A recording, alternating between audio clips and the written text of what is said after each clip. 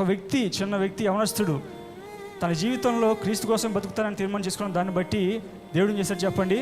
ఎన్నో కోట్ల మందికి సువార్త చెప్పేవాడుగా తయారు చేశాడు అనమాట. ఈరోజు నువ్వు నేను అనుకుంటాం కానీ మాకేం చేత కాదులే, నా మాటలు ఎవరంటారులే, నా కుటుంబంలో నా కుమారుడు నా మాట వినరు, నా బంధువులు నా మాట వినరు, ఎంత చెప్పినా వినట్లేదు వాళ్ళు అనుకుంటాం. కానీ మనం ఎప్పుడైతే దేవుని కోసం నిలబడతామో త్యాగంగా, ఆయన ఏదో రీతిగా వాడిని వాక్యం ద్వారా పట్టుకొని వాడిని మందిరాన్ని నడిపిస్తాడనమాట. హల్లెలూయా.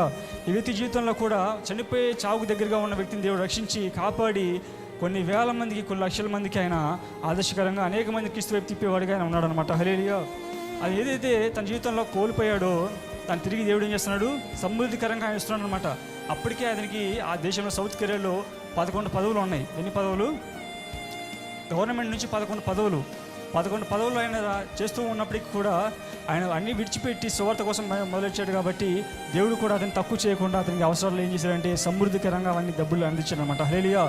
నీవు నేను కూడా దేవుని పక్షాన్ని నిలబడాలని మనం తీర్మానం చేసుకున్నప్పుడు కొద్ది రోజులు మనకి గడవపోయినా సరే, కొద్ది రోజులు మనకి లేకపోయినా సరే, కొన్ని రోజుల తర్వాత దేవుడు ఏం చేస్తాడు చెప్పండి? సమృద్ధికరమైన జీవితాన్ని మనం దయచేస్తాడు అనమాట. హల్లెలూయా.